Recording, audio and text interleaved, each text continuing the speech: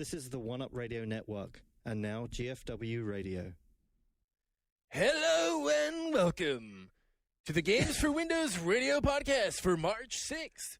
As you can tell, our usual host, Jeffrey Green, is not here to join us today. But tell us who is. In his place, we have...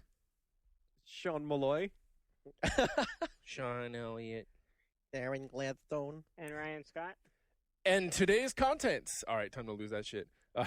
And today's that was good. Today's podcast Brought to you by the letter It's A. going to be light because it's just bad timing. First of all, GDC, the Game Developers Conference, starts this week, and we went and registered today on our lunch break, got our passes, and we're going to be doing that all week long. But just for the bad timing on this is that we record, even though this is the March 6th GFW Radio, we're recording it on Monday before the event. So rather than being able to come back and tell you what we thought of everything that we've seen, the panels that we've been sitting in on and whatnot, we're going to talk about the show beforehand and what it means and what it might be becoming and different things like that. We disagree on some points here.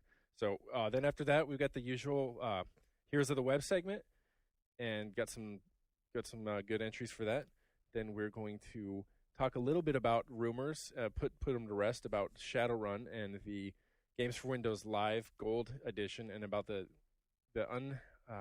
what would it be the case? The unprecedented situation of having to pay to play online shooters on PC platform. So we're going to get to that, and we've also got a round, what we're saving for the end, of what you've been playing. And Darren, we got to remind you, too. He already introduced himself, but Darren's back now after a 2-week break. The dude is now married. He's had a honeymoon. Woo! And he's got some tales from New Zealand to share with us. Yeah, actually, I'll make this a really quick one. It's more of a mini rant, just an observation from when I was wrapping up my vacation. So I'm in Auckland. It's like the big city of New Zealand, kind of like New York or whatever. And I'm just kicking back, relaxing for a few minutes. I'm watching TV, and there's an ad for, like those the rubber sealant around a fridge. Okay, I'm actually going somewhere with this. Sure.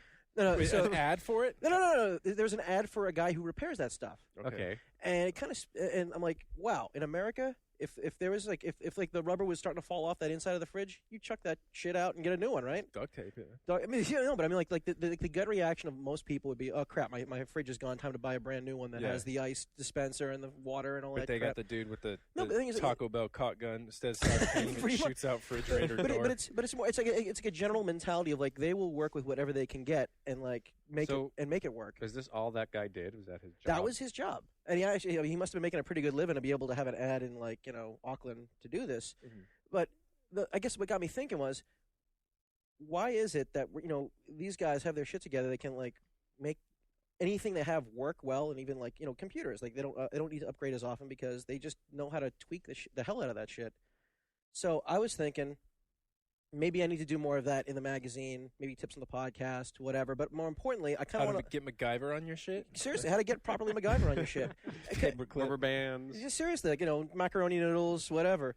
But I mean, I guess ultimately though, what I was thinking is I need to start throwing out some deadlines to the hardware guys out there. So the X10, you got one generation to show me what the hell you can do. So all this, physics. All this because a dude will fix the That's what I'm on saying. The refrigerator door. I know, my mind went in this whole other weird direction. And there's a New Zealand can-do attitude. Is there a name for this syndrome, though? It's you go to a country you've never been before, and it's you walk in, you get off the plane, and you don't notice, all the dudes, the cannibals eating other people for lunch. And then you come over to the right, and they're making these great rugs, and you're like, they just have a sense for artistry that we've lost in our culture. No, but we need to bring that back.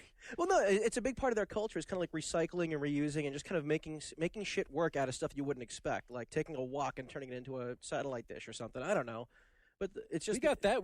What do we have here? I've seen case mods and shit. I've seen people take an equivalent of a real doll. That's something that people might need to Google. turn that. Oh yeah, I've seen that one. Yeah, you need to Google it. Right, that. You really need to find that hentai figure there. Well, but I mean, I guess the thing is we don't see enough of that, though. Is what I'm saying. We need more of that. We need more real dolls. We need more real dolls. No, but I guess what I'm saying, actually was in when we were Computer Gaming World. That was in. We featured that. In one of that was the section called Public Access. That's where there were the toilet bowl PC and stuff like. Yeah, but I think it had splash over on it. But I think more to the point is do we really need a hardware solution for everything? Is what I'm saying. Will we really need a physics card? We're gonna, Which, okay, let's well, take That'll depends on your definition of need. Exactly. So I mean, I'm just saying, like, I guess Do you really need these computer games we play, Darren? yes, we do. Oh, okay.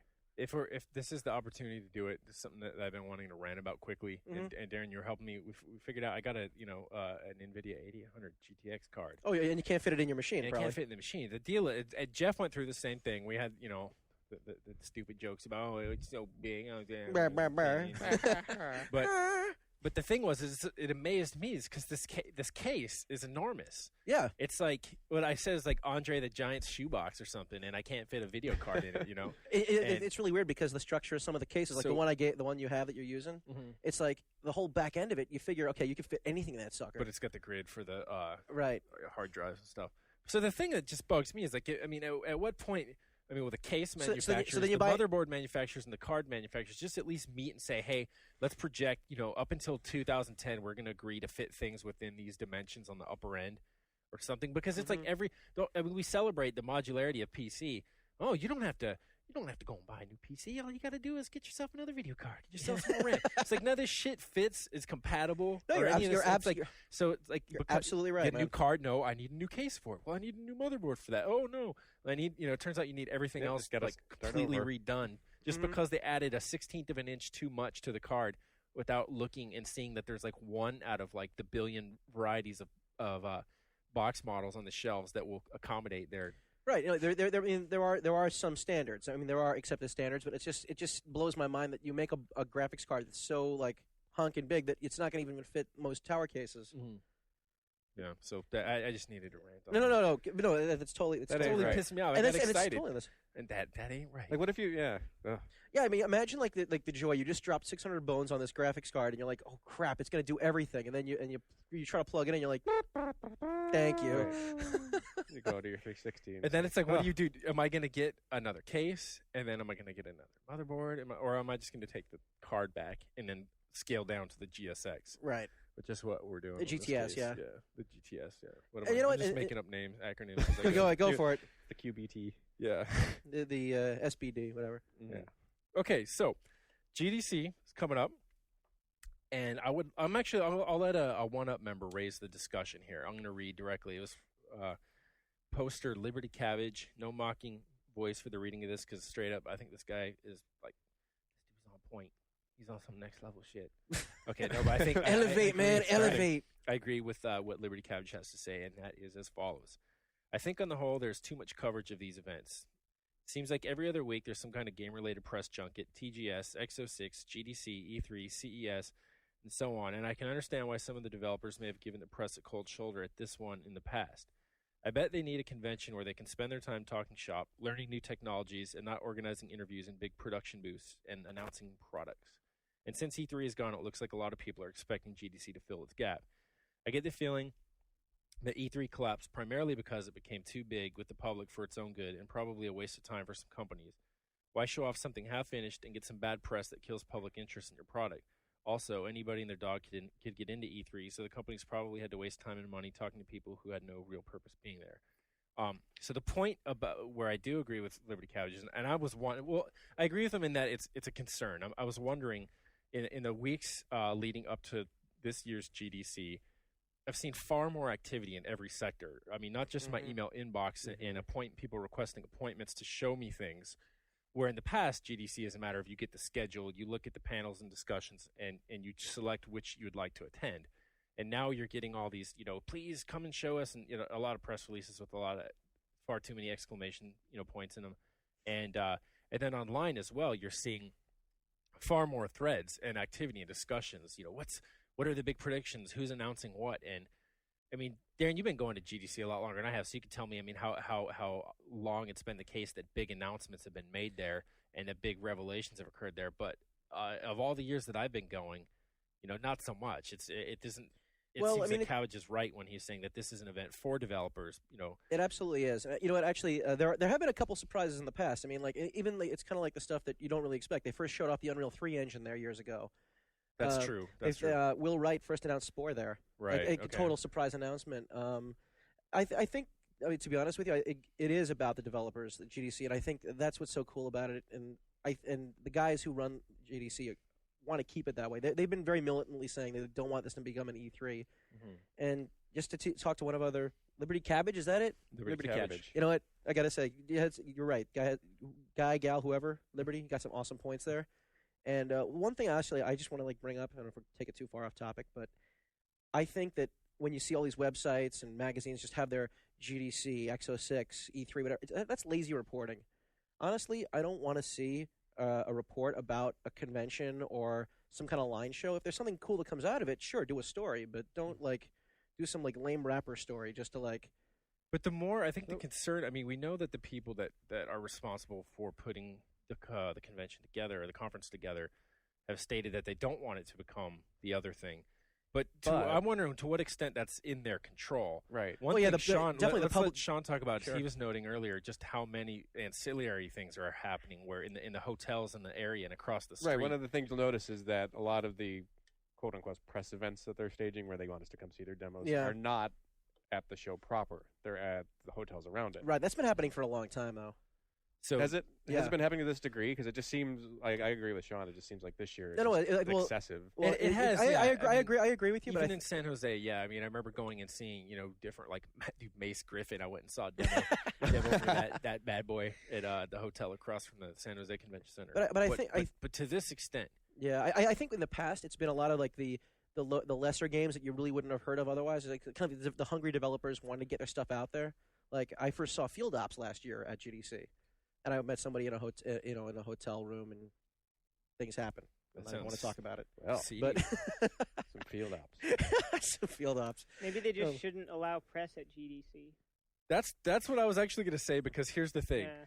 For one, if you allow press in, and in today's age where press is increasingly not so much a matter of a pen and a notebook, but also video cameras and recording devices of all sorts, that once you put them in, then whatever you're showing becomes a public matter, as it were. Yeah. So then what happens, and when I was a couple weeks ago when I was talking to Mitch Gittleman from FASA, who's making Shadowrun, which we're going to talk about again later today, he was complaining, and this is old news now, but when they first showed his game at E3, he felt that it didn't get a fair shake because they were developing it in a way that games ought to be developed in, is that where you focus on the content and the gameplay and the deep structures of the game, and then you throw the trappings on later on. But because of it, the game looked very mundane, very drab, but everyone had written it off as okay, here's some generic shit, So Because here's what I'm thinking now is if you're showing your game in any way, shape, or form, and the press is there, you might, at that point, you've invited the entire world in. And the world is going to be it's going to be coming to those conclusions prematurely and unfairly.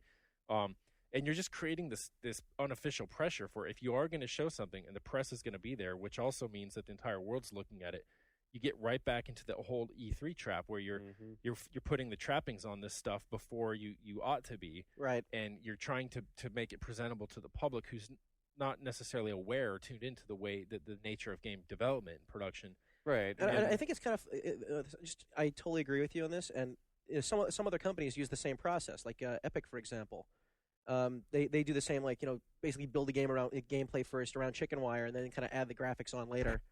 And they definitely got an unfair shake last year because everyone forgot these guys actually have a pretty good track record too. They did the Crimson Skies games, the Mech Warrior games. Yeah, totally. So it's give them a freaking break.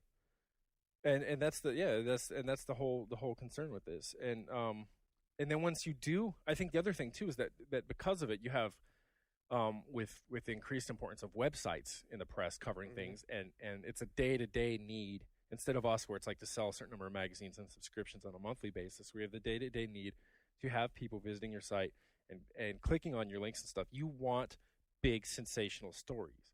So GDC has done an excellent job of covering itself in the past, in that you can go to a Gama Sutra or something, or there are all these places where you can go and get word-for-word transcripts and recordings of the proceedings there. So you want to hear about something, you can virtually be there. But now you're going to see all these places, and every day they're going to want to put up 1 million stories, and they're going to want you to click on them. And it's they're going to want them to seem. Are they going to want? I don't know. How are they going to sex this stuff up? Sometimes it's really, really dry. If it says it's an AI demo on company heroes and stuff, it's not a layperson discussion. It's a high level that discussion. work on AI, and you go in, and you're not going to hear, like, okay, did you see this guy? He just jumped over that wall and he just dug a ditch and dug that, hunkered down in there. Someone threw a grenade in, he threw it back out. I mean, you're not hearing that. You're hearing like 1 + 1 is 5, and 5 + 5 is 6, and that's some bad math, but there's a burp to help need that for the dispel AI. the. But anyway, so you're going to go and you're basically going to get some what is, depending on who you are, and your perspective is not interesting. So I'm just wondering. I don't know. Do people really? Basically, you're wondering, will people really care about every single panel? Do they care, and are they going to get it wrong? Are they going to be inclined to make a bigger stink about things than they necessarily are? I mean, if it's just a panel that's like, hey, here's the AI that's implemented in the game as you know it, and here's how it worked, and instead you get like, oh, well, here's this rad new thing, and I don't know. No, I'm kind of like out in left field now, but I think it is the 1 + 1 = 5 stuff that got me into this deep Orwellian. Mm-hmm. I'll Ryan has this look of shell shock. Yeah. Are you fixing your wires again there, by the way? OCD No. boy? No? Okay. So yeah, what you guys think about? Well, I mean, I just from my own personal experience, I went to one of the Microsoft meltdowns, like their kind of line show, kind of big news event, like last summer, and they were talking about before DX10 was officially rolled out, and I mean, I got a good handle on some of that stuff, but like when I sat my ass down, it was like the guy opened his mouth and ones and zeros came out. I was just like, what the hell is he saying? And that's great. It's got its place. It's just like right. Ryan said, it's got its audience. That's for sure. Do we need to be there? Well, in the past, at past GDCs, I mean, we've often kind of shrugged our shoulders and said like, there's not really much here for us. Well, I think the trick. No, I think the trick is finding those cool things that are there. I mean, right. I mean, it's a less immediate sense. Like, like we go and we're looking to see. Okay, maybe patterns emerge. Maybe it turns out that out of like 6 panels, 3 key people were like in a roundabout way very interested in the same issues, and we're able to say, okay, for the going ahead for the year, these seem to be. We know that like this is an important issue to this guy or to this girl, and that these are all. We kind of like sort of take go in there and get the barometer of what's going on, but we don't go in there to go and turn that into a story that day or that very month or that's the problem. That's just the web shotgun reporting. You don't get a chance to sit down and analyze it. It's kind of like or in print too. I mean, I don't want to like slam the web stuff. I mean, even if you went and said and you had a very good analysis of what you had just seen, like what are you getting from that unless you're really editorializing it? And I think to do that fairly, you need to be paying a great deal of attention. Sure. And also just or if like maybe if people are doing stories where they're attending a number of these things. And they're doing what I was just saying, where you're looking at them and you're saying, okay, maybe these sort of themes seem to emerge. Maybe these are, looking at this, and insofar as we can make any claims about the state of the nation based on what we've seen and heard, then we'll do that here. I mean, I think that stuff could be cool. But if we're just getting a bunch of regurgitation of what's already going on, it's kind of like when, I don't know, like a company gives you a demo and it's available to like a beta. It's public, but only to a certain number of people. And they go on forums and they just want to brag that they were there and that they got to play it. And so there's this like total redundancy, and everyone's just saying the same thing. That like, okay, well the character now has a yellow and a blue model, and you can choose between them or whatever. Shit, yellow and blue? Awesome. Where'd that come from? Blowing shit out my ass. Oh yeah. I think most people are just not used to E3 not existing yet. Well, yeah, there's that whole question. It's like, where is it going to go? Because that whole phenomena has still got to migrate somewhere. Because I don't think it's not going to happen. It's a need without a home right now. Are they still calling like the surrogate for it now the E for everyone? No. Well, that's the game. That's the IDG thing, the Game Pro, whatever they're calling it. That's a crazy ass name. Like that's a good name for a rave. Not so much for a game conference. Wasn't that like voted amongst E for everyone? It was like oh my god, I love you guys. It was user submitted or something. So wait, users voted for that as the name of the convention? Yeah. Or they submitted it and someone voted. Come on. Also known as the what's your favorite color? Surprised? Convention. Well, you know what? Seriously, like anyone who voted for that, they need this to is the internet. They need to tag them and release them back into the wild so we can like find out where they reproduce and what they actually do on a database basis. But and then there's that one that new E3. Oh yeah, the new. I don't think they even know what the E3 is going to be. And nobody's really sure what that is yet. And then there's the publisher by publisher stuff that's going to happen, where you're going to have these events, the line kind shows. that where Liberty Cabbage was talking about, the E3, X06, TGS. Those are all the big ones. Instead, you're going to have these sizzling someone hates, courtesy of publisher, da-da-da-da, you know? Right. You know, but yeah, like Those are the how- controlled experiences. Like the things. Greasy March mornings. Greasy you know, like whatever. You're gonna make an event out of all this. No, but like the things that are just that's exactly what I was talking about. Like the kind of stuff that just the lazy reporting that pisses me off. You go to like some kind of line show to see every game a publisher makes, and you have to line up all the interviewees against a backdrop with the company logo behind it. And those ones worry me in a way because, like, in those situations, they don't have to necessarily drag out the big boys that you would want to be seeing because you're going to be there anyway. So, and a lot, like, especially, Here's our kids we're game. all in this area, but like, like if a company holds one of those out here and they're flying people out from around the world, and they've already committed to, you know, say you work for a website in Germany or whatever, and you've already sent someone out here. It's like you're going to write about whatever. Right. They already got you here. So, like, if the company, let's say the company is EA, well, we're not going to slam them, but then they're not going to be showing Spore and Crisis there. But once they got you out, they're going to be breaking out, you know, Superman DS or something that they just announced. And, oh, sweet. you know, whatever. So, you know, that kind of stuff. Oh, I hope it's as Right. good as the movie was. That actually happened. I mean, that was supposed to be a hypothetical, but it's pretty close to, That to was what all happened true. last year, where we went. And they did have the big announcement where you saw Team Fortress 2. And that was pretty cool. But They didn't have Yeah. Spore. but they didn't have they didn't have any of that those stuff there. It Well, kind of it- felt like the well, redhead stepchildren, well, like yeah. adoption. They had Sims 2 pets with like a dog trainer doing tricks with their dog. Oh, I would have seen that. Well, what I really love is how that. Well, not just Like going to actually, SeaWorld. just to say again, not to slam EA. Actually, other companies did this too. Is like they'll bring you out, make you burn a whole day just checking out all this stuff, or half a day or whatever. Yeah, every company And does then- it, and they're going to be and doing then that they more say- and more. And but then they say, well, here's a trailer. If you want to actually see the game in motion, you got to come by our booth.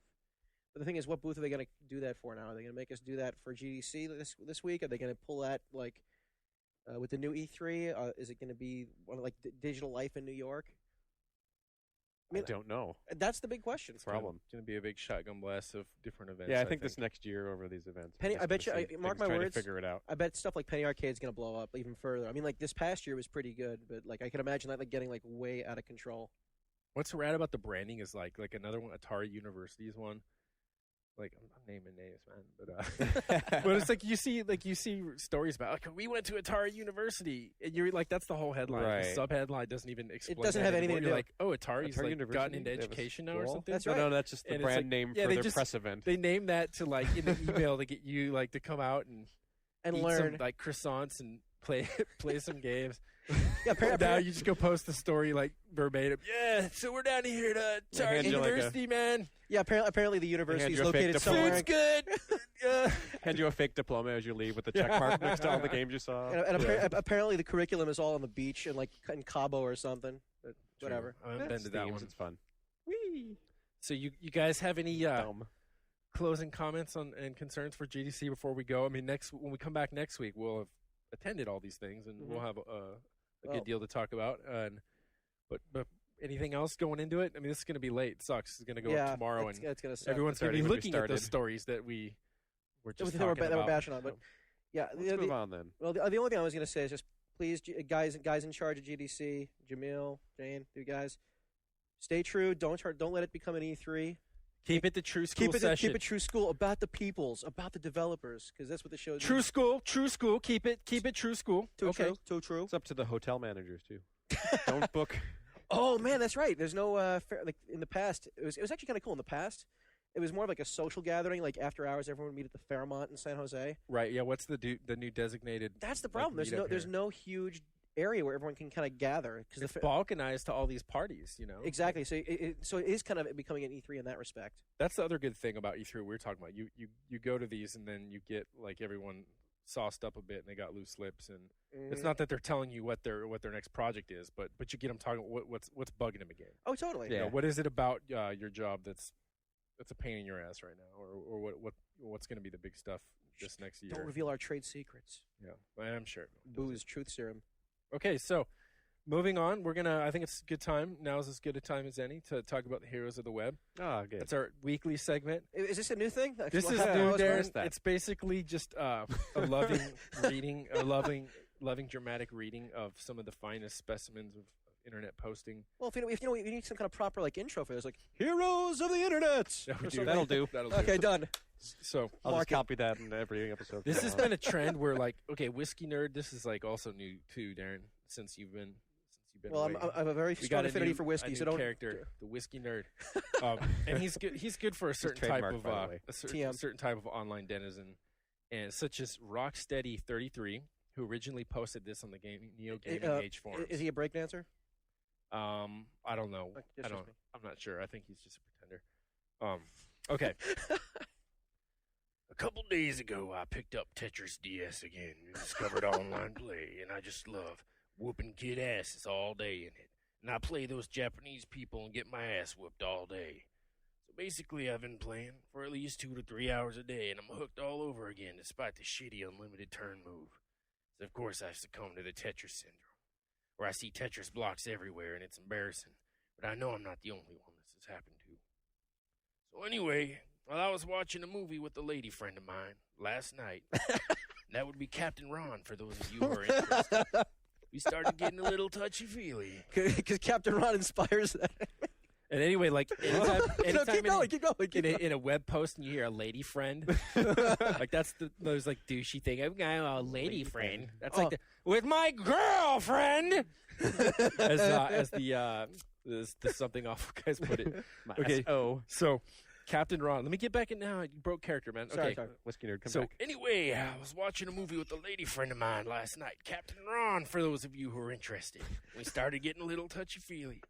After a couple more shots of Kharkov vodka, that's $12 a handle. I keep it fucking classy. And some make-out sessions. We went into the bathroom. You know it, we were having sex on the bathroom floor. And yet the only goddamn thing I could do was stare at the bathroom tiles, which were tiny squares and looked exactly like Tetris pieces, and envisioned putting the pieces together. I got so distracted I had to stop, and I couldn't tell her the truth. So I just claimed I had a massive whiskey dick, and she eventually went home. Ooh. Now, you know, So thanks to this reading, I now have a vision of like some guy listening to Johnny Cash. that said, we've got a response right here. Oh, good. Revenant good. Kyoku Okay. Excellent. said, Revenant Kyoku, he is not indignant this time. He chimes in. This is a kindred soul. Kindred soul says, sometimes when I wake up in the night to take a shit, if I'm really tired, my mind will be influenced by what I was playing before bed. I was playing Paper Mario 2, and I sat on the toilet thinking, I don't have enough FP to take this shit. So, I don't want to Okay, wipe with Mario. if you haven't turned the podcast off yet, this is Really as surprised. low as it's going to go. Those were all direct quotes. That was not me. That was not any member of this podcast. These are real things that we found out there in the They're internet. real heroes. Yeah, these are the real heroes. of Real the web. American hero. So, I don't know if you guys want to comment on that more, but like the guy is. I mean, what's there to even say? what That's can I just say one of to those things that? you're just like.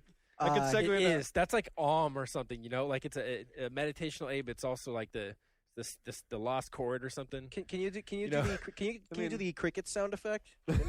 As the Michael Winslow of our podcast, can you actually do that? That's what I feel like. I mean, oh yeah, I I've can, but I've I'm probably got gonna fail now that the pressure's on. Oh yeah. Right, I'm too dry from doing the whiskey nerd thing. I'd have to get a drink. Yeah, I work on can't. that. I'm He's like, that would be the best, most I appropriate tore the moment for that. vocals up trying to imitate Your nodules are begging you Dr. for forgiveness. Feelgood. Yeah. Okay. Wow. Well, you know, I've had dreams about games I've been playing too much, but does it go beyond that? No. Like, Have you ever? so Has that's that ever just happened to you? Bad. That dude just wants attention or Yeah. something. And maybe people pointed out. I guess there's an ad for that Axe body spray. Yeah. It's like it's not really a PC term. It's called a something shower, our south of the border neighbor's shower. Like when you just use wipe a that? paper towel. Oh, I and heard warm an it, but Elvis that's shower. like people use Elvis like shower? Febreze. Yeah. You know, like Just put I'm not getting Febreze. in the shower. I got a bottle of Febreze. And Yeah. spray Okay, that I know what shit you're all talking over about. me. It's like Axe. Whoa, I don't know. whoa. That's what I think A Axe bottle is. of Febreze. So Axe is like that. But Some tie to my underwear. But so they had this You're wrong. ad where it was like a Tetris piece, sort of phallic looking on the bottom in like the Space Invaders type scenario, but then a bunch of like U-shaped pieces falling down, but there were tons of them. They were all going right, and it was a perfect fit for the dong looking unit piece. down on the bottom. But I was wondering if it was that, like if he saw that and thought he was going to be clever. Oh, and like make a story out of the actual story. Yeah. But it seemed to even go worse. on, and he talked about how like the next night, I mean, people helped him and gave him advice, and the next night he said he was able to copulate without envisioning the pieces from this digital Tetris. game. So he was playing Bubble Bobble for that night before. That was the other tip. Yeah. Okay, so now, Ryan, that you feel good and awkward, we're ready to Keep your hands above the table, Ryan. ready to move this joint on. We should take a break before we do that. Oh, really? You Yeah. should do that. That's what you spinning your fingers around. That's what that for the last means. 10 minutes means. All right, let's take a break. All right. We'll be back after these. Can't get enough of DL.TV? Then download our podcast. Just go to DL.TV and click on the audio link. Turning them loose. You'll be able to listen to Patrick, Robert, and the rest of the gang over and over and over again. Remember to keep the ear canal clean and don't share if you don't want to risk spreading disease. And we're back. Hey! After the rad break. And as promised, we are going to discuss what we've been playing. And this is one where things can go wrong because Horribly, horribly wrong. it's been a lot of non-PC stuff. Yeah. Like all around. It's just been one of those weeks. I mean, where like once in a while we'll do these and people get on the message boards and like, well, I thought you were supposed to be the PC podcast, the Game Through Windows podcast. Why are you talking about Xbox games? Why are you talking about my PC games?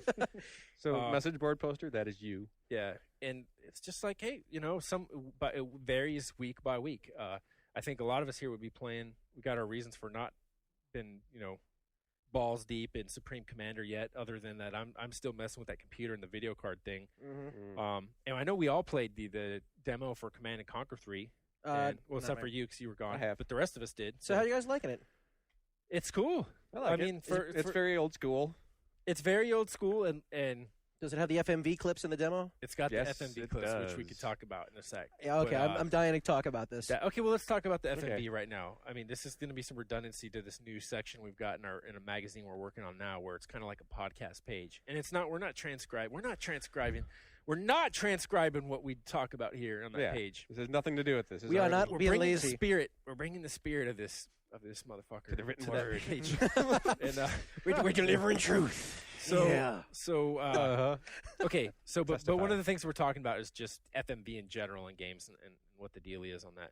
So my first reaction on this, or I can give you mine. Why don't you give yours as your guys' first, as being people who are highly accustomed to getting the FMV in your games, Highly because accustomed. it shocked me. It's been been a a long while. time. It's been Yeah, a long it's been a long time, yeah. And it's just kind of funny they resurrected it for this because it was kind of... It was very comfortable to me because it was exactly the same style. It was like the super cheesy high camp.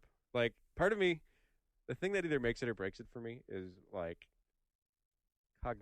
me thinking, does EA or whoever's making the FMV game in question realize how crappy this is? Mhm. And if they do, and if I think they do, then I'm on board with it. And if Yeah. like they don't, then suddenly it's just like, well, this Isn't that is always- stupid. That's always like a big thing. Is like if someone is aware that they suck, it's okay for them to suck. But if they think Yeah. that they don't, I don't Like, know. I don't know. Like some people buy into that, like, and I do, and I'm like, yeah, camp is okay, fine. I'm on board with camp, and some people are just like, no way. Right. Are you on? Where are you on that side of the fence? Well, I think that it looks like... you do. go ahead, man. Well, I think the thing is, I'm starting to wonder if they actually were trying to go for camp. I mean, I haven't seen the video yet, mind you. I'm just going off the cast they're using. I mean, they have some like notable actors in there. But do you pay for like Trisha Helfer and whoever Grace Park. Boomer is? Yeah, Grace Park, and then I would pay for her. I mean, do you pay and what's his Sawyer? What's the dude's real name? Josh Holloway. Why you tools know all these people's real names? I don't know. They got There's Sawyer space in there. There's space and in my brain Boomer. for this. Hey, But, I mean, they're not. I mean, Dude, it's not like anything it's not Galactica like is getting gold. Tom Cruise or whatever on your cast, but it's costing them something. Right. I mean, otherwise they would just have like the QA team all go down to the mocap studio and pop lock and top rock for a while, put some laser sounds in the background and good to go. But Get the cast to break in Electric Boogaloo. so yeah, I think that is important. Just like in the same way that like when listeners write in and they get mad saying, who these guys think they are, making fun of nerds all the time. Don't they realize they're nerds too? But then the rest of the people say, yeah, they know they're nerds. That's like the whole point of it. But, it's kind of like that with the movie. But for me, it's hard. I do not know. I'm convinced. Actually, I'm not convinced. But I'm pretty certain that they think that this is hot stuff. That's straightforward. That you Really? don't. Yeah. No. No asides or anything or smirks or winks. It's like here's some good shit right here. Yeah, you but don't think if- that's crossing their mind that yeah, this but the is thing is, like, at least slightly cheesy? But if they did a smirk or a wink, that would totally ruin it. So I It mean, totally would. It's yeah, got to yeah. be played straight. It's got to be played even as straight though- as possible. Yeah, like It's a weird line. the It's- I'm- Toxic Avenger is like a classic. Yeah. Now I'm confused. Maybe I take it back. Maybe Sergeant it's better Kabuki Man, when they know NYPD. it sucks. Then it's stupid. I 'Cause then you get like a scary movie and shit. But when they think it's rad and it sucks, then you get the Coven. And I'm saying yeah. See, that's, You get Ed Wood. that's exactly. I was about to reference. and I'm that saying more it that nicely. way. That's how the director pronounced it because he doesn't want it to rhyme with Coven. oven. Oven. Right. Yeah. But that's if you've seen the movie, I'm American. talking about It's called American Love Movie. that movie. It's one of the greatest documentaries. What was I the, can what was the think of. sequel they did? I mean, like the next The movie. same director made a movie called Home Movie. which Home is movie. also That's what I want to incredible. say. I totally want to see that. Oh, that one's good But too. but the guy that made the Colvin, 'cause he Colvin. doesn't want it to rhyme with oven, is just he's completely sincere, and he makes just this god awful movie. But it's so rad because the guy's so earnest. I mean, this is gonna be great, man. He shows it to you. Yeah. You So know, you it's think so that's what's awkward, going you don't on? even know what to say. I think it's kind of like that because when Kane is addressing me from like what did I call it the Spirit Halloween store. section? Yeah, from the Spirit Halloween store. He's like 5 minutes ago he took off his eye patch and left Midway's offices where he was playing Kano in Mortal Kombat. Shaved his head that morning, got Nice. himself all set, and then goes Hey. over to the other studio and drops signs. And then the other guys are standing in front of like EA's server bank, right? You know, I mean, there's just flashing. They're like, where can we go to get flashing lights? We need blinking lights. Right, We there's need some in blinking the lights. server The room. UI for the game is in Yeah. the background on the So monitor. they put like a space bib on him, and I think it stands out more because like the production quality for television has gone up right. over you know you look at like a Battlestar Galactica or something, it's like the price of entry is that much higher. So it actually looks good, so it makes it look chintzier. When there's people running around, it's like, dude, those are people running around in front of a matte painting, Right. and The it's other- really obvious. The other problem is the way they interact is because they're talking to you, the player, who obviously has absolutely nothing they can say in response to these people. So you're just kind of like, Yeah, you can't. It's You're like like- Gordon Freeman. You know that whole thing where we were talking about before. Gordon Freeman's awkward because you have like crying women, and you know, you got Alex, and you're like, you just want and all to you can do is like You pick up just some sit crates there. and throw them at them. yeah. That's your only response. But it's even more awkward because it's real people, so it's Right. creepy, like one of those like POV pornos.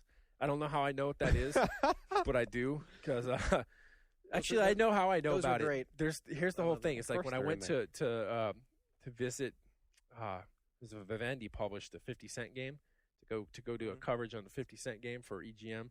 Like they sat me down in the studio, and this thing was like wall to wall. It was covered in 50 Cent albums and anything he'd done. You know, so they got posters of like the vitamin water that dude's like that dude put his formula on.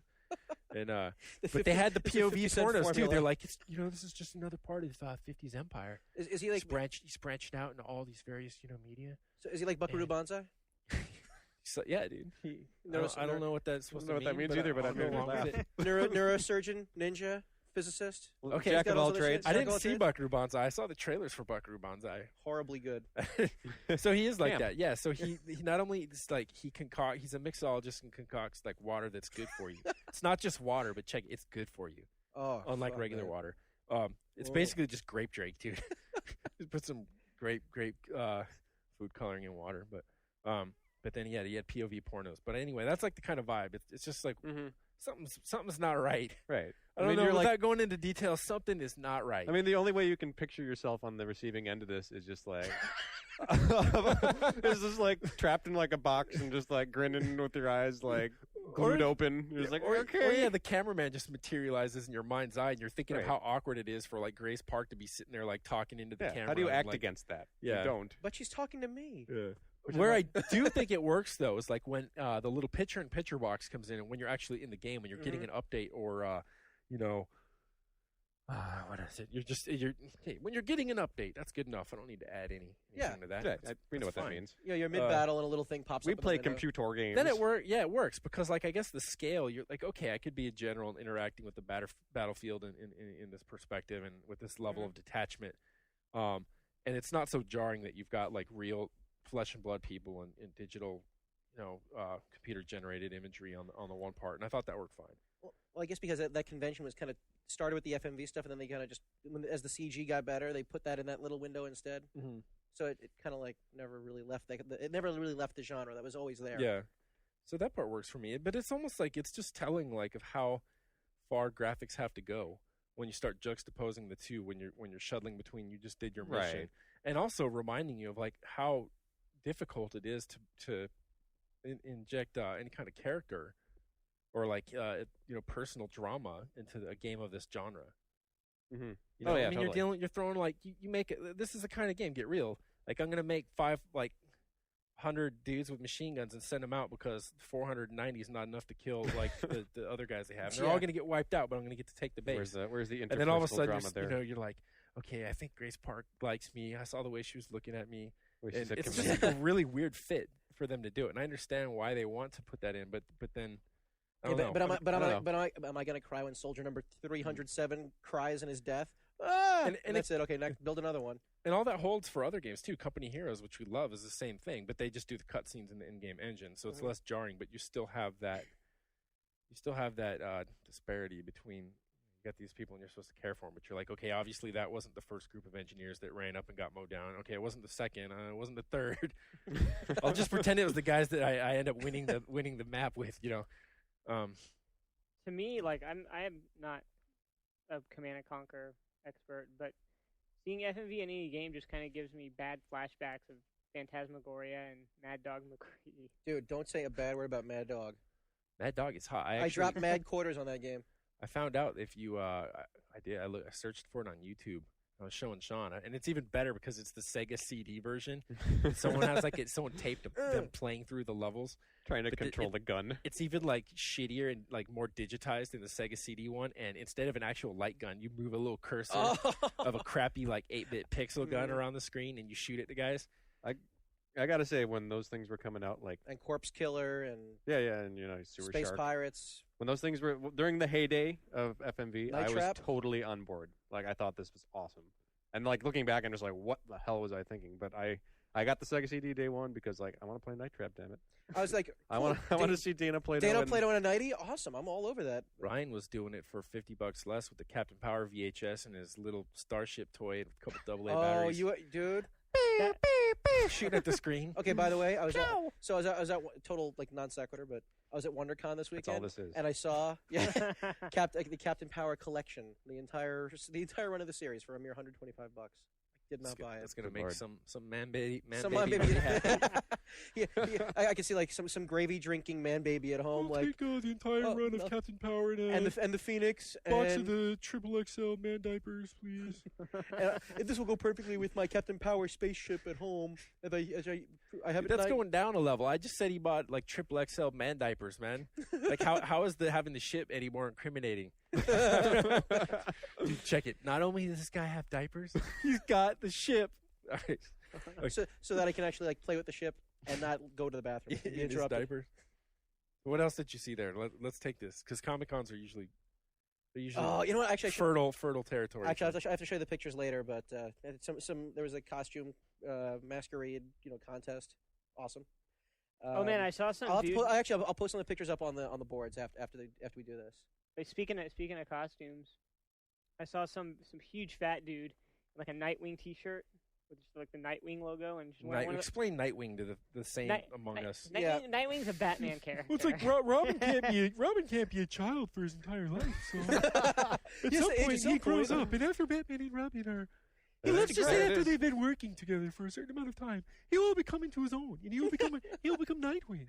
You're making fun of that, but you actually know the explanation. That's the whole thing I was saying. People like, that guy makes fun of nerds.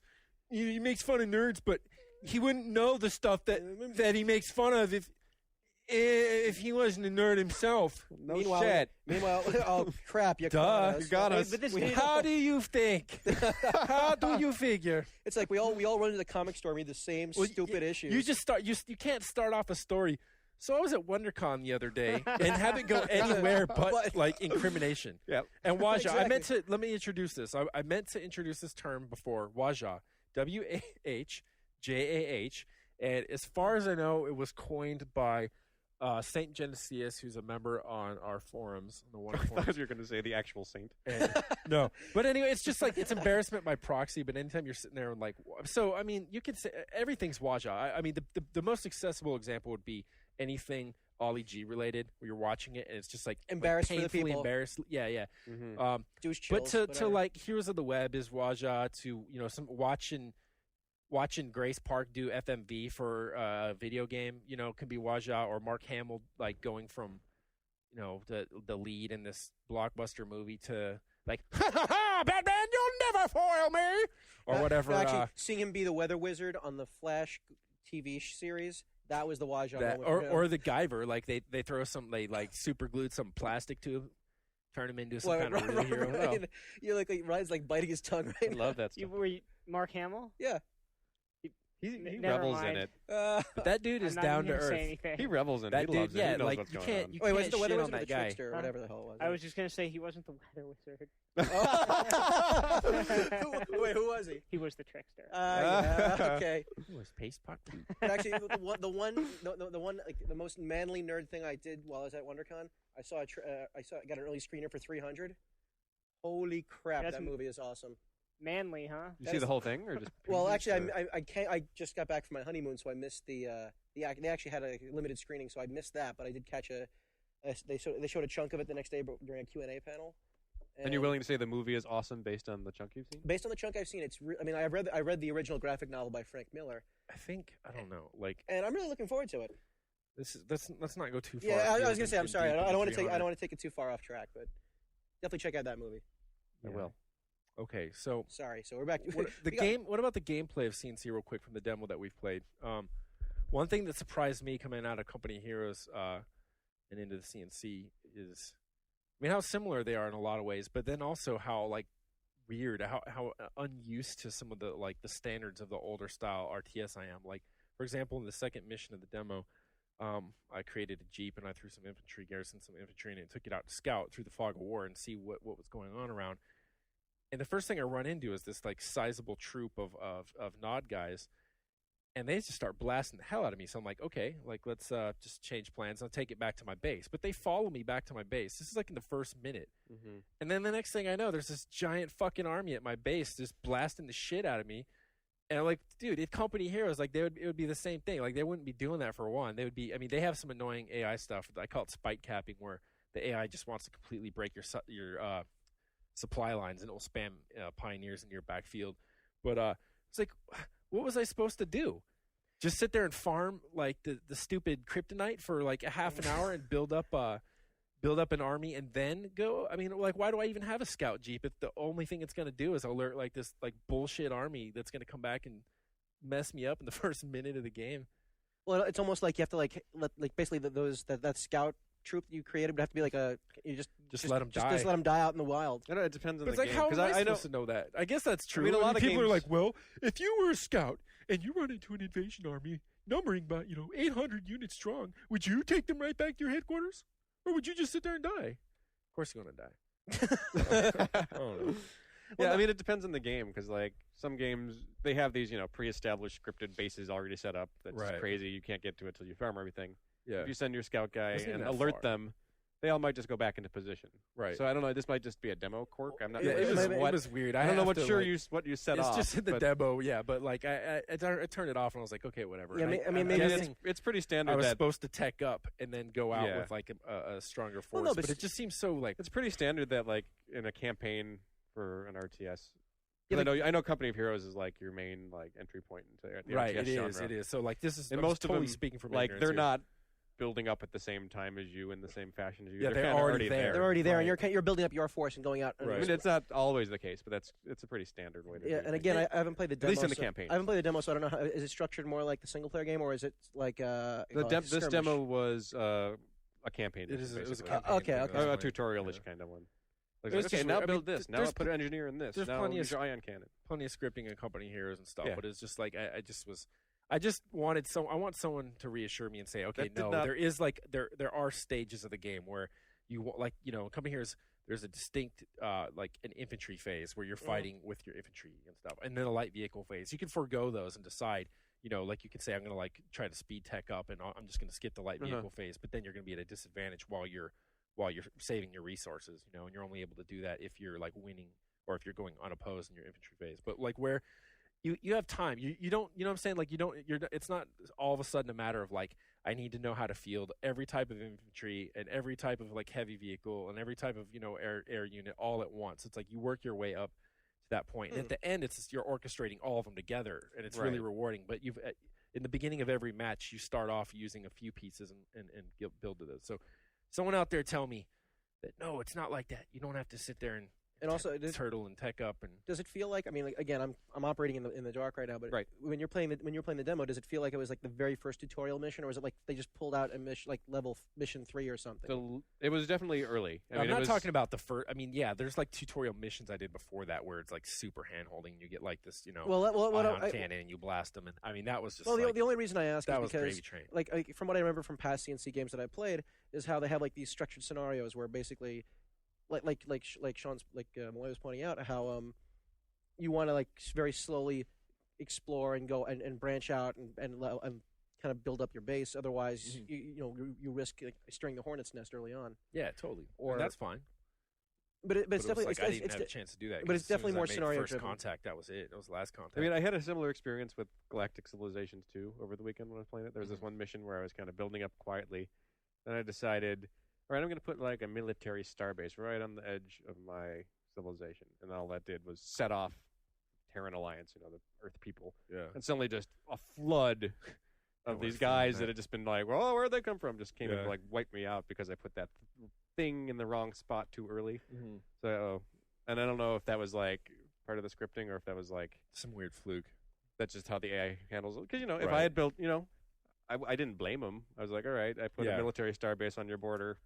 Yeah, that's what happens. Yeah, you instigated. Like, I mean, I'm sure I crossed some like official line where we had made if I'd paid closer attention to the cutscenes. Yeah, it was all explained by Grace Park. You kind of glazed over. You don't cross this line, ever. All right. Yeah. Okay. Would you follow Nod? Because he's explained as like a very charismatic leader who's uniting the world. But like when you see him, you mean Kane? Kane. Yeah. Would you like?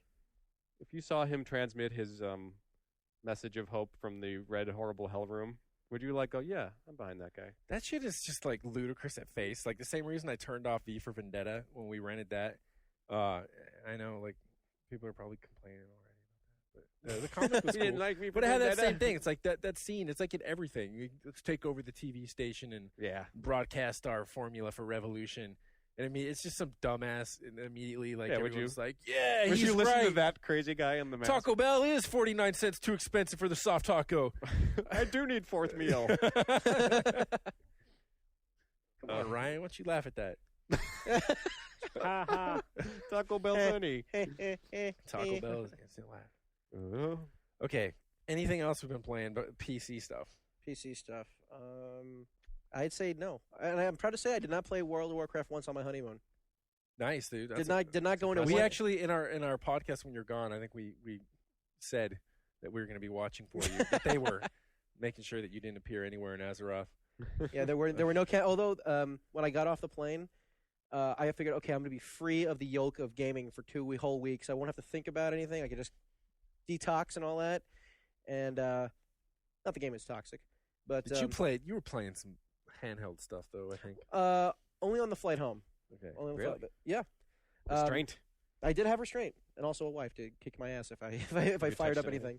But I get off the plane and like I'm walking around Auckland, and all of a sudden there's like some dude with a WoW T-shirt and a Quest Giver cap, and it's everywhere. And I go log into an internet cafe just to let my folks know that everything's all right, and there's a whole clan playing WoW. I'm like, so close. Just because you're the chief sour cream squirter at Taco Bell doesn't mean you can get off the plane in Auckland and expect to not see a Taco Bell.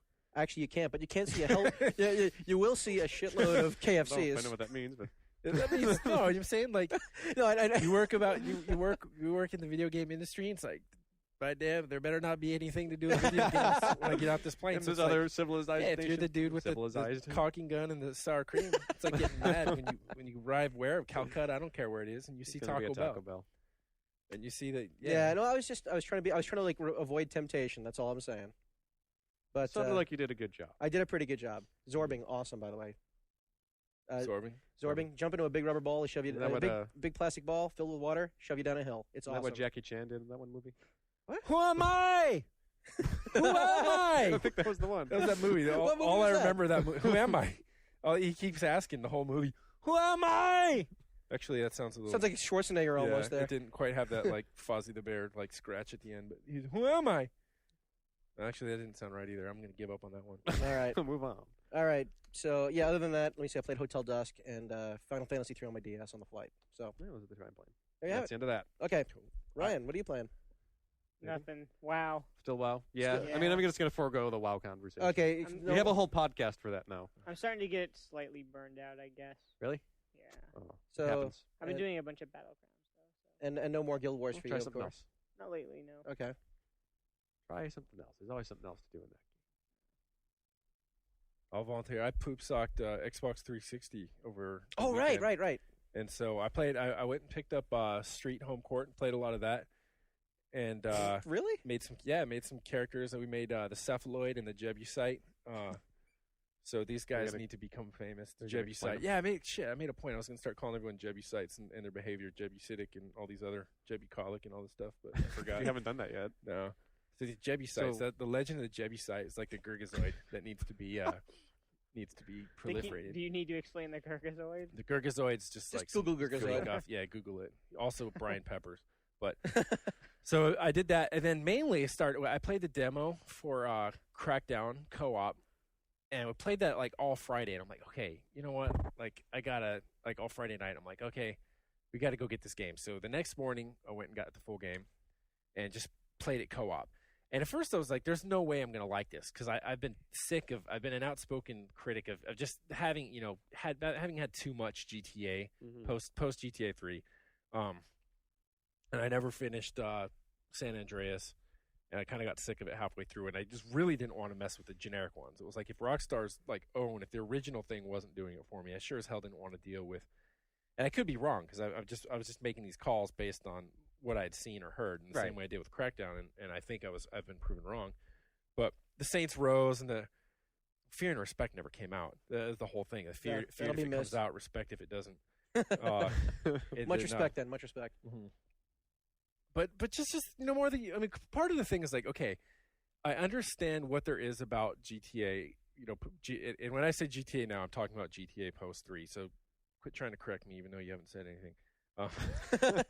So everything about that, I understand why people are attracted to the deep structure of the game and want to say, let's take that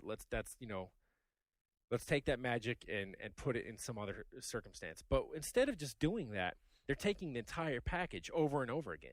And that's what's pissed me off. It's like, if you take a just random, go back to comic nerd stuff, Frank Miller and Jeff Darrow did the Hard Boiled book, and it has nothing to do with the Chow Yun Fat movies, but it's just super detailed, futuristic world where, everything, the buildings, the cars, like on every street, and it's like so detailed that there's something weird and messed up happening everywhere. Like if you're going to take this big world, why not just like why not come up with some great new idea for one, and then populate it with all kinds of stuff. So everywhere you go, there's something interesting to look at instead of just the same old iterations of dick jokes on marquees for porno theaters and stuff like that. Why, when I understand the need to say you need to have you need to populate this world with easily identifiable groups, clans, gangs of people, and instead of going to the usual like, okay, we'll have the Latinos, okay, we'll have the Russians, we'll have the Asian gang, the triads, we'll have all these things, and that made sense when GTA did it. But it's like even Crackdown does it. It's like, dude, you're free to do what you want. It doesn't have to be like the Mexican cartel, the triad, the disenfranchised, the former Russian Soviet mafia. Republic, And they every do the same race breakdown. pretty much, Pretty yeah. much. You don't have to repeat that every single time. Yeah. And so that was like another turnoff to me too. You see, it's like, come on, I have some imagination. You have this perfect canvas to do what you want with it, and like I said, the equivalent of the structure of the canvas, the way that you're stretching it, and you have this world, and you're able to do these different missions in it. And you could drive in it, and you can walk around. So that turned me off, and it doesn't get that right either. That stuff is still in there, and it's still stupid.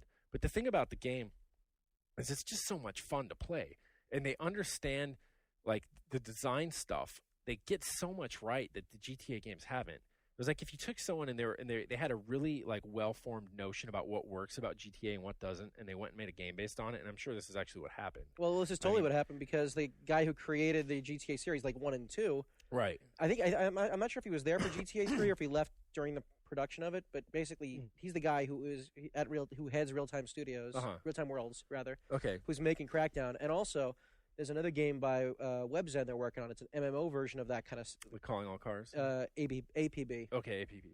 Oh, they're bringing that back. Or is that has nothing to do with the old Atari? It has nothing to do with the old Atari thing. Or, I don't know. AP, yeah, Calling All Cars. That's the David. That's the Jaffe one. David Jaffe one for PS3. So what they get right when I say that they sort of skim through it and they looked at what works in GTA. It's just that when the typical person plays GTA and you hear it over and over again. You ask someone, it's like, oh, I'm not a gamer, but I have PlayStation 2 and I play those GTA games. I just love to. I don't do the missions. I just love to go and actually I might as well be quoting like Bam Margera when I went and interviewed him last. He pretty much said this. It's like I just get the car and I run everyone over and I get 1 million wanted stars and I go as long as I can until they just kill me. And so it's like everyone would do that, but GTA is designed in such a way that it discourages that. Or if you do it, it's only an experimental sort of excursion. Right. You're ultimately going to be imprisoned and you're going to lose your money and your weapons unless you're putting in cheat codes. And you're quickly, unless you're really like clever, you're going to just be mowed down. The helicopters are going to come and get you. And again, unless you're putting in the cheat codes to get yourself rocket launchers to blow the helicopters up and stuff. I mean, like there's that whole side of GTA that happens, I think, when you start cheating. But everyone started doing it. Everyone knows those damn codes, you know. And everyone wants to get and push the limits and get to that point. So you say, like, let's take the whole game and make it that way. There's no repercussions for it. You get the stuff right away. You're super powerful. You blow the shit out of everything. You got the low gravity on already. You don't have to put the code in. So then traversing the city becomes awesome. I mean, it's almost like a hybrid of a Spider-Man game or something. You know? Yeah, it is. You jump like the Hulk, and there's this whole thing of like you get these agility orbs, which is another part of the this game's been out for a few weeks, so I don't need to re-explain the whole thing, especially on the GFW podcast. But basically, the usual, you have a character and you can you can enhance his attributes in the same way that you could in San Andreas, but just to like the third power or something. Right. And then not only that, but the targeting and the shooting is going to be perfect. You're going to be able to shoot someone's hand if you want to knock their weapon out of it, their legs if you want to drop them to be a shit. You're going to hit the gas tank on the car if you want, or the tire, and you're going to be able to do all this stuff really conveniently and understand what's happening. Combat, you're going to be able to kick. You can kick a car. You get strong enough. You can just like asshole physics, like kick a truck and knock it for like a mile, like down the road or something. And I mean that's totally funny. I mean you go and the key to all this, I guess, here. I thought I was going to keep it short, but the key to all this is that it's co-op, and this is what's so rad to me is that. I got tired of like the foundation for GTA, but co-op does everything different because that's the kind of, I mean, GTA is the key game where you always make these videos and you put them online. Look, I did this crazy jump, or you tell people you wouldn't have believed it, but I flew the dodo for 5 minutes straight without crashing. But it's like now you have someone there because it's the watch me dive, that syndrome you get. But now you've got a witness there with you. And you can mess with them. So it's like you tell someone, you get like, okay, me and my friend are like, let's climb the highest building just so we can take a look off. They're like, whoa, dude, look over here. There's like a windmill farm. So he looks and I'm like, look over here, man. There's a theme park. And he looks and I was just making it up. And I just kick him off the roof, put your boot in his ass and all that kind of stuff. I mean, like, and then throw a grenade on him or whatever. Or like, you're like, okay, I was trying to help you. One of you rides on the roof of the car, but is there just so much fun because of that. Like, and you look around, you see each other jumping all over the map and all over the world and blasting guys. Is the gameplay kind of like just more like? Oh, sorry, Ryan. We'll keep. Sorry, Ryan. Sorry, can't entertain you. Actually, yeah. No. But as far as the gameplay though, like, is it encouraging the co-op, or is it just kind of like two guys playing the single player game together? Yeah, I mean, I've heard people complain about that it doesn't have like. Electronic Gaming Monthly's Shu is complaining that the co-op's not encouraged to the extent that like him and the people he's playing with end up going off on their own and just collecting stuff. But that's their own shortcoming, Right. It's like, I mean, I'm playing with someone and we're almost, I mean, just like zipping through the game, like rocking stuff. But we agree, like, okay, let's just get so we level up at around the same pace and around the same things. It's like we would just work together, and no matter what, it's always helpful when you're working together, and you don't need.